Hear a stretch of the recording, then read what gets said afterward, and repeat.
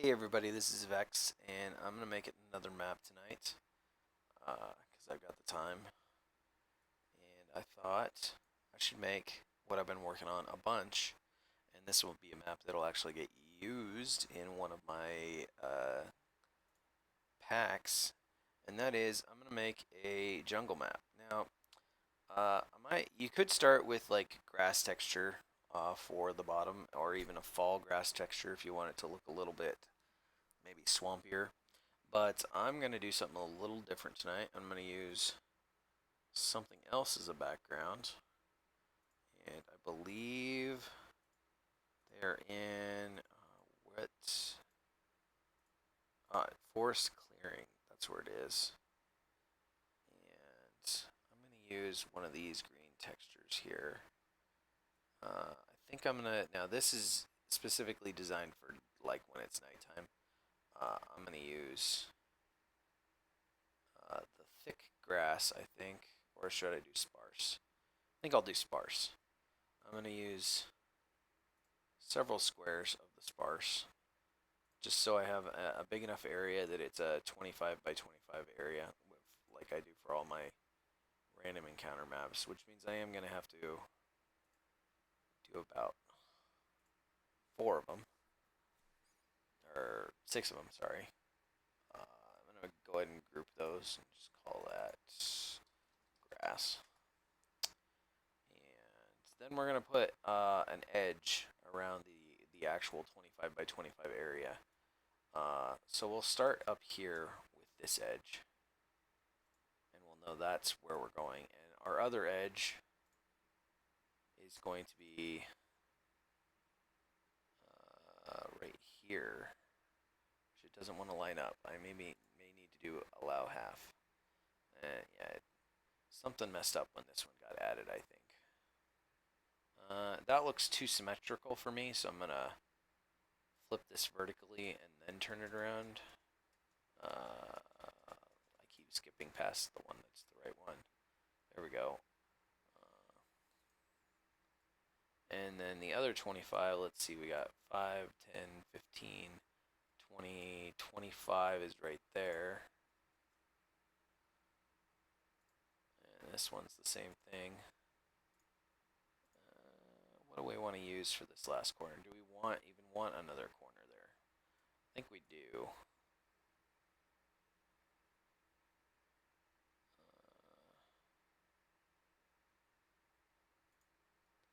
So that it makes a little clearing. I like the way those look for jungle maps, although in this case, I think I'm going to move them a little further away, at least with this one. Just get a little bit of a circle. Maybe do something similar up here with this one. They're a little bit big. They're gonna say, oh, I didn't want to move that. I'm gonna move them all a little bit back. Just gotta remember where my actual edge is down here. This is the bottom edge of the map right here, so maybe move this one in a little bit more. So I've only got a little bit there. Now, just to make things easier on myself, I might, there are some light shafts here. I'm not sure if you can see those. Oh, that's because I don't have them on. Those are light shafts. Anyone who's looking at that, wondering what that was. And I don't really know if I'll use these. Not in this map, probably. Probably because I want to make it a day-night variant, and I'd have to export one version that doesn't have these. Unless they were moonbeams, and just don't think that's going to work out. So, we're going to come down here to our jungle podium set, just so you can see. These are some different edges over here that can be used. Just looks a little bit, oops, I didn't want to make it that small, but there we go. But here you've got some all sorts of different jungle things going on in here in this set. They're much greener. These are ones I've recolored that are based on the basic bushes, and I recolored them to make them brighter. Uh, we're not going to add a whole bunch of rocks on this map. Normally I would start with rocks as the next thing moving up. Um, but in the jungle, I'm going to have a few rocks, but not a whole lot. So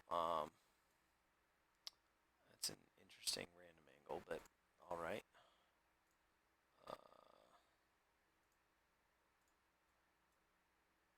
But I am starting with the foliage that has rocks first, because any other foliage I want to go on top of the rocks.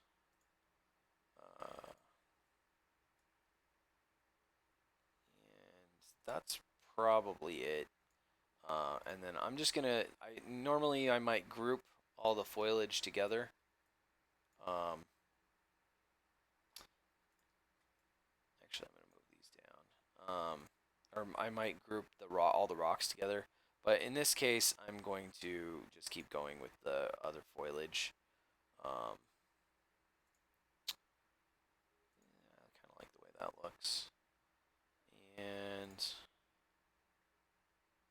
that's my edge right there. That's gonna look fine.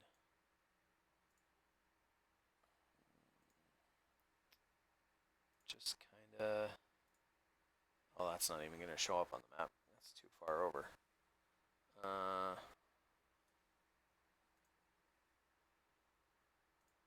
Maybe some more of these. Now these ones I'm gonna turn around and make them look a little bit straighter. Put one right there. And I don't know that I want any little fronds. I think I'm going to go ahead and stick some little flowers, though, on some of these bushes. Now I'm going to scale way down so that the flowers are really tiny. And I may even get rid of stick to grid so I can kind of stick them wherever I want. That one went underneath. That's one thing I've noticed is with the flowers, I kind of want to do those as a separate group. So I'm going to go ahead and select everything here. Oops. And then I'm going to group. And this is my foliage. And now I can do the flowers, and they should show up on top of everything now. I don't have to keep moving around. And where am I? The red flowers are over here. I want to stick some of these in too, just for some variety. See, that one went underneath. I don't know why. If you've seen in other videos, I'm sure you've seen me talk about, it is a quirk of Dungeon Painter Studio that sometimes your stuff just wants to go behind other layers. And I'm not really sure why that is. It should just stick right on top, but it doesn't. And that's probably the last flower. I don't want too many. Unless I do something like this and I put a bunch of these sticking up, which I could. I think I might actually do that. Stick just like 3 of those, and those will be flower stems. And I'm not going to let these be real big, but they are going to be bigger than the others. The other flowers. That's still a little big. Go down to 25. And see, it went right underneath, but we'll move these last 3 flowers after. Bum, bum, bum, and we'll move them just to make sure. We'll just hit top so they're right on top. Then we'll group all of this stuff, not group it as flowers, just to be careful, safe, know what we're doing. So now we've got the ground foliage, we've got the flowers. The next thing to do is add some trees. So that's what we're gonna do. So we got a couple of palm trees here, and then we can just use regular trees as well to mix in, get some more variety. There's also some bright green trees here if I want to use those. So I think I'm going to start with some palm trees. Now my scale's turned way down. And actually I like to make the trees in a jungle environment even a little bit bigger than normal. That way I can use fewer trees and they seem to cover more. So I'm going to go ahead and stick this one like that. Let me turn on random angle, and I'll stick one of these in. This one will be over here above the edge, and we'll do one of these bright ones, and I'll switch it up.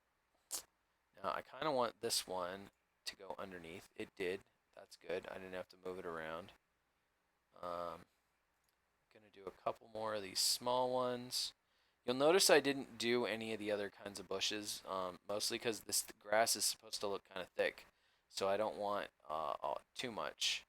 And I'm actually thinking that this is going to be for a random encounter with some sort of larger creature, so the creature should be the focus of the map, not the map itself.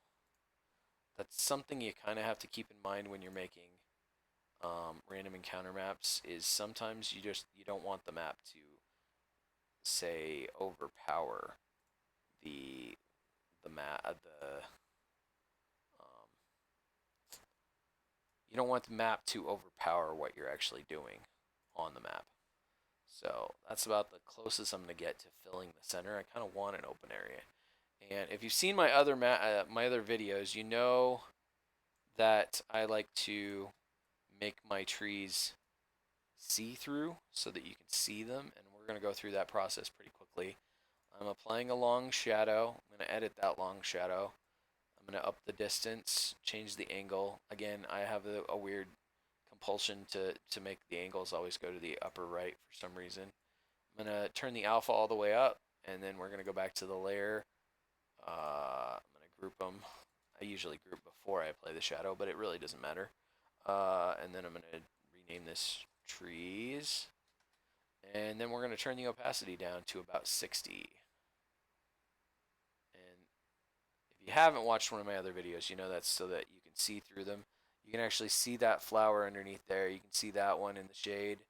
You can see these flowers over here, and you can see the edge of the forest here through that one. I may actually move this flower because you really can't see it, and you might as well be able to see it. So I'm gonna ungroup before I do anything. I'm gonna have to redo that. Oops. That.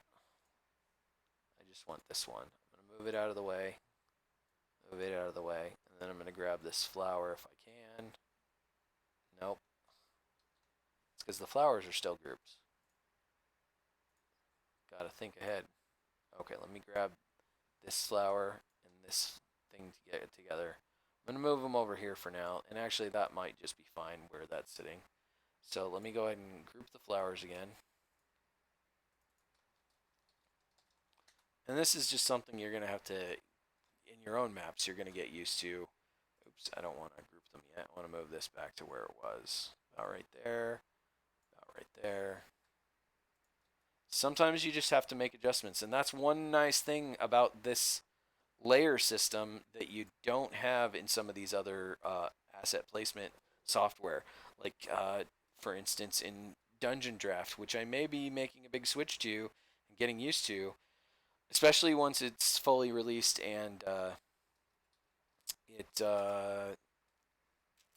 I figure out how to add my own assets to it. Because I do want to continue to use the Dungeon Painter or the 2-minute tabletop assets if I can. But yeah, there's a lot of nice features that software has that this one doesn't. But the biggest thing that this one has that I really like is the easy manipulation of layers. So let's go back to what we were going to do. We're going to turn the opacity back to 60.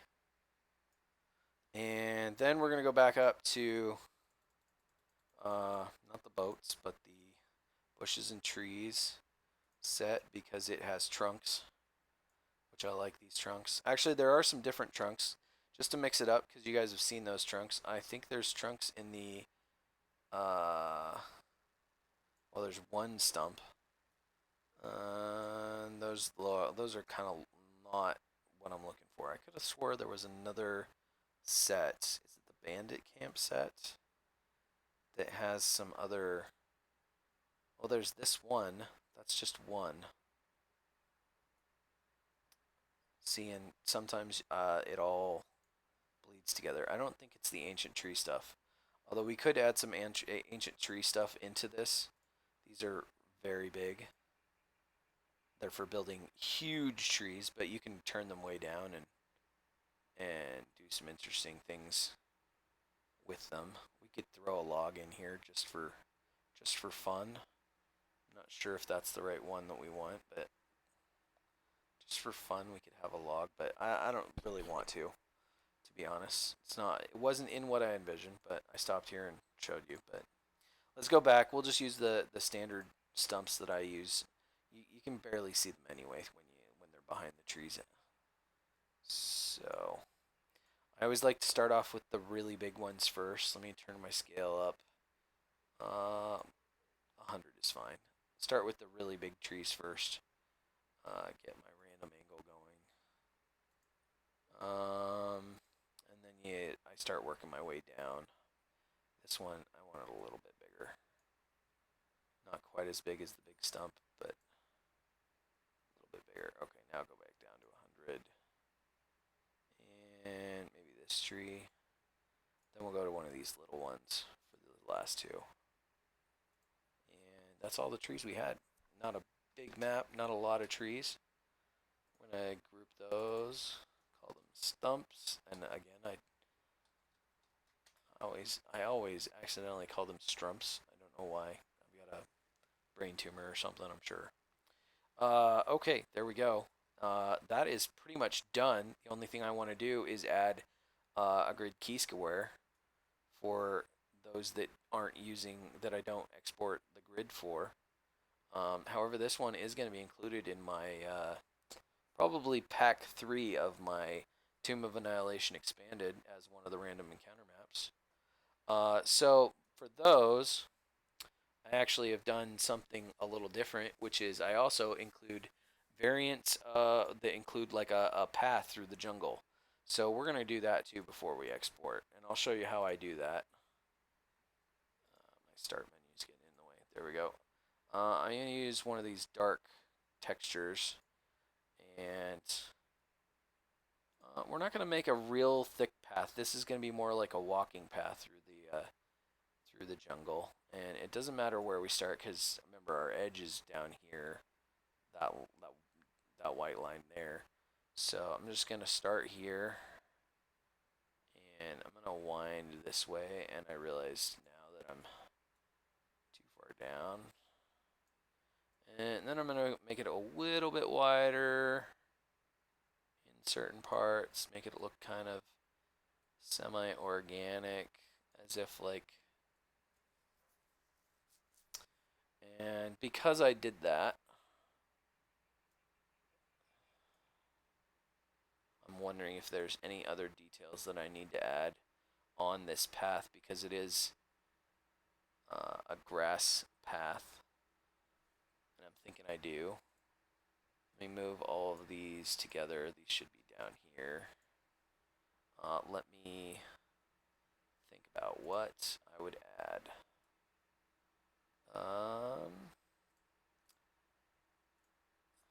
What kind of detail might I add to the trail that would make it fit in a little bit better with what is going? Maybe some scuff marks. And I could do those with a random angle. What size am I at? I'm at 100. That's probably good. Scuff marks might make this look like more like a trail.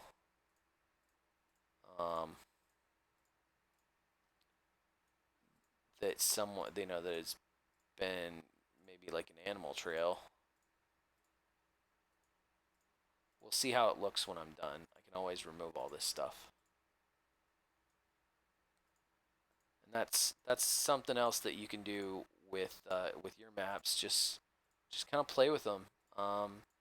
And just because one little piece doesn't look right, if it's got something that's gonna be repeated over and over, like these are, get them all put on there first, and then decide if you think it looks stupid or whatever. It doesn't look prettier. And now that I'm looking at it, I'm going with my gut originally after I placed 2 or 3, which is I don't really like the way that looks, so I'm gonna get rid of all those scuffs. And I've still got some left. Okay, I'm not sure what I want to add to this. I feel like there's something missing to make it, I don't know, maybe I'm just being overly critical. I could add, I think I could go back to the jungle set, and I think I realize now what I want. And that is, I want to add some reeds sticking out. Do I have another reed set? Is that the only one? Ah, yeah, here we go. This one. And these kind of match this, and that's the idea what I was going for. Let me set the angle. I don't want them random.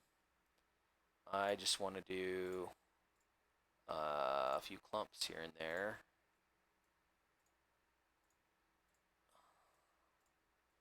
And that way it looks kind of like it is a path, but it's kind of overgrown a little bit, maybe. It's not perfect. And I am going to have to go back through and grab all these. I'm going to do some at a different angle as well. It'll look a little thick. You can always delete a few. Let me grab all of this foliage. Well, it might be easier just to grab all the dirt. I think there were 4 dirts. There we go. And move all of them right here to just above the grass. And then let's take a look at that and see how that looks. Oh, I like that. That is exactly what I was looking for. So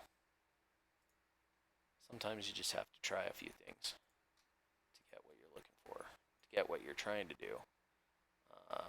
Now I'm going to group all of these together, and you might be going, wait, he's got the dirt grouped together with the extra grass. And that's right. And that's because I want to be able to export this version where there is no path and there's no extra grass, and I want to be able to export this version. That way I can make, there will actually be 4 variants for one map.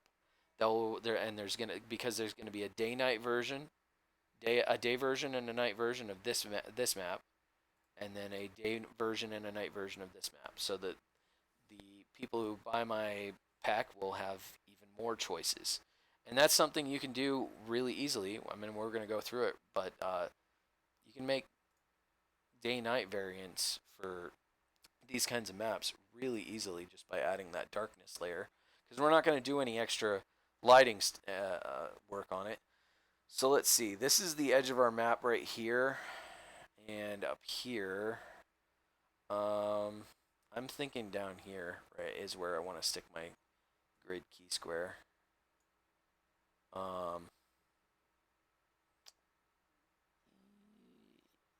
Yeah, that's the least, I don't know why, that's the least busy place to stick it, I think. So, and that's all we need. So we're going to go ahead and export. We're going to get rid of the coordinates, get rid of the grid.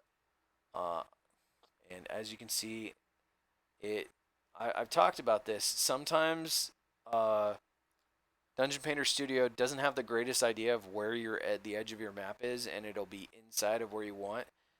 So as you can see, I can't move this way. I can't move it out, and I want to move it out on both sides because I want one more square on this side, and on this side I don't think I got everything I wanted, or maybe I've got too much. It's hard to tell. So I want to be able to get everything. So the easiest way to do that is to just go up here to like way off to the side, put a square or something, and then do the same thing way over here. I want a big area, and there we go. Now you can see it picked up that area. So I want this edge for sure. That top edge was well defined, and we know the corner is right there because of the grid key square. And then as you can see, I'm just 1 square off in the width. I just need to go over 1 more, and now we've got our 25 by 25, which is what I intended. And I'm going to go ahead and export.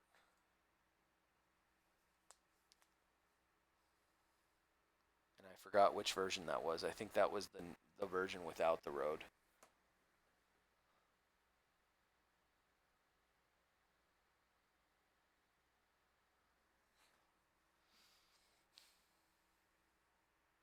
So we're going to call this one Jungle. Well, actually, because this is going to be for my Tomb of Annihilation Expanded, we're going to put it in here. And I believe it's Jungle 05 because I've got a bunch of other ones.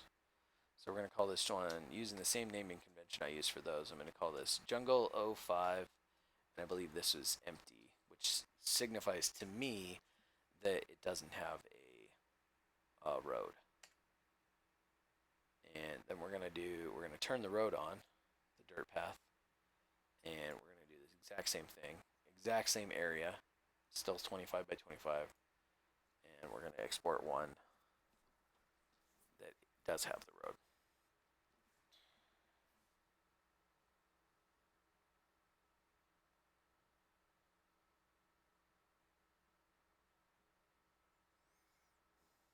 And I might as well get Photoshop loading while we're doing this.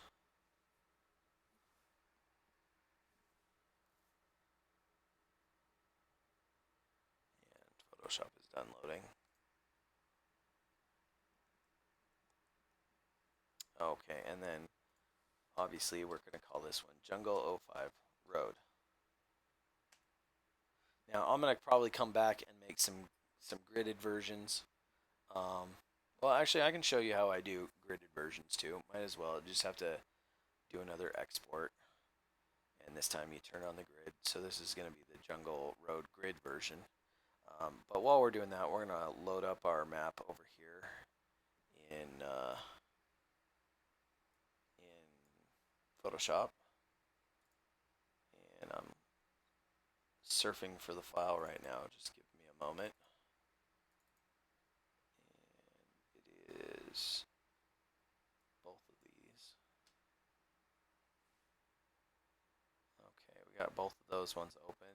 It's done. DPS is almost done with the gridded version of the one with the road. So we're just going to add the word grid in here. And then we're going to turn the dirt path off again. And once again, export, this time with the grid for the empty version. I'm going to go back over here to Photoshop. And we've got two different versions of it open. Those are the two we made. And as you can see, I can switch between them. Now, the easy way to do this, it's really nice, is you can just copy this and then paste it. And then you name this layer road no grid. And we're going to unlock the background so that we can rename it empty no grid. And now Dungeon Painter Studio is done with the empty grid version. And I'm going to go ahead and save this. I'm going to get rid of empty and grid, and then we're just going to call it Jungle 05 because it's all the variants all stored, just depending on what you make visible. And we're going to close Dungeon Painter Studio. And then we're going to open the last two, the gridded versions, but I'm going to do it a different way. I'm just going to drag them in here on top and select that, check that. That's just I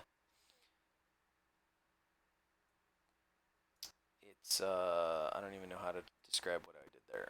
I dragged them in on top of this image so that they would get added as, what do they call them? Smart objects? I can't remember.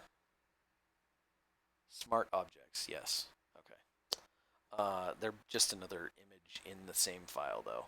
And we can actually close this because we are done with that. We're working here with this file. I am going to go ahead and save it though as a Photoshop file, and I'm going to get rid of empty. Just going to call it Jungle 05 because that's all of the variants. The first thing I'm going to do, just so I don't forget, is I'm going to add the 2-minute tabletop logo, which is part of my deal with Ross McConnell for using his assets in my commercial uh, packs. Uh, the other part is I don't just make maps. I have to include story or and encounters and other things with my maps because, well, that's just what Ross wanted, and I'm okay with that. That's what I was doing anyway, is uh, making adventure modules and things like that, adventure stuff. Losing losing my mind here slowly. Can't remember any words. Okay, as you can see, we've got the grid one on top, and I don't know. That's just the order I tend to do things. I do the empty one with no grid, then the empty one with a grid, then the road with no grid, and the road with a grid. Uh, and that's the order I tend to do things in. And I try to always stay the same so that when I'm doing things, I don't have to think real hard about what I'm doing. So, as I said, we're going to add darkness. And if you've seen me make other maps, you know I make a new layer, I create it calling darkness. I need to switch to black and white, hit the paint bucket tool, and paint that layer completely black. But then we're going to change the opacity to 50, not 500, 50. And suddenly that looks like a dark evening map. And we are ready to save all of these files, 4 different files for this one map: day night with a road, day night without a road, all with these layers as they're set up. We don't need to do anything else. So we're going to start with the day with no road and no darkness and no grid, because we actually have gridded versions too.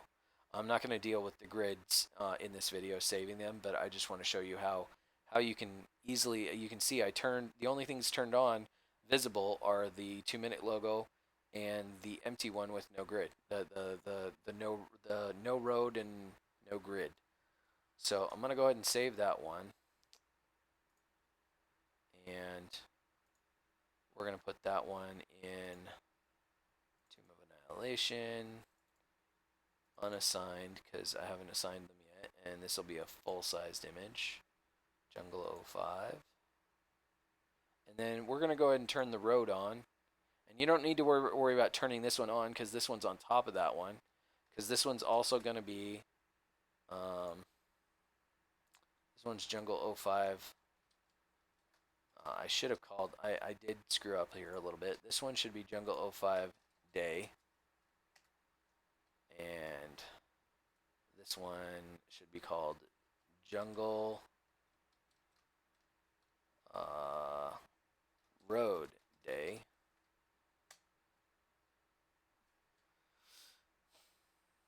And then we're going to do the dark ones. And we'll turn off the road. And we'll call this one Jungle 05 Night.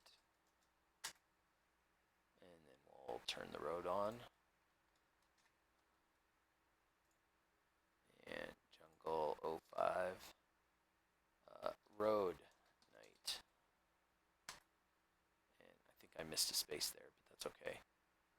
And I'll go ahead and show you how I do the gridded ones too. We'll turn this off. Might as well.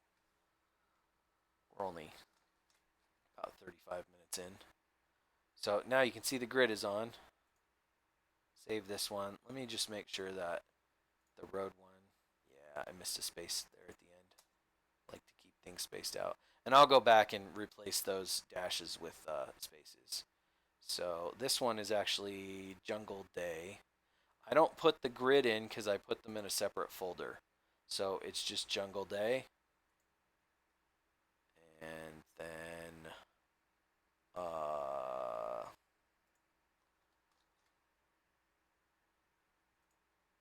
Jungle Road Day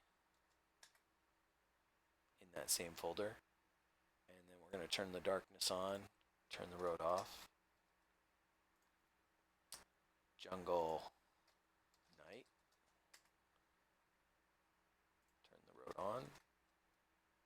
save, jungle,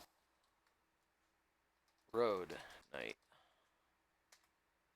And all the ones in that folder will have grids. So now I'm going to turn the two grid ones off, turn the darkness off, and the last thing I do is I make a virtual tabletop sized one, which it makes the file size go down from like a megan, almost like 1.25 megabytes to less than half a megabyte by going down to 50%. And then I put those in the VTT sized images folder. And again, we're just saving the same 4 files. So we're doing jungle day, then oh, that was the grid. Hold on, gotta go back. Cancel that one. I need this one. There we go. And then save. Jungle. Road. Day. Turn on the darkness. Turn off the road. I think I forgot to resize that one. That last one we did. Jungle. Night. And 50.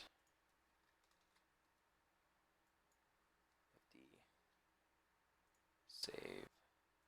Jungle. Road. Night.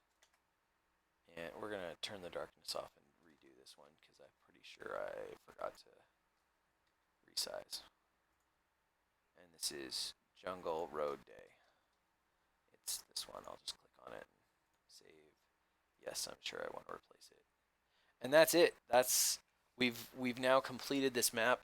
We've done 4 different variants. Actually, technically we've done 8 different, or let me think, 12 different variants because we've done them in a large size, a large gridded size, and then a reduced size for virtual tabletop, which is why some of my packs get pretty big to download because there's lots of different variations of the maps to accommodate all sorts of different people who like different styles of maps. Some like with grids, some don't.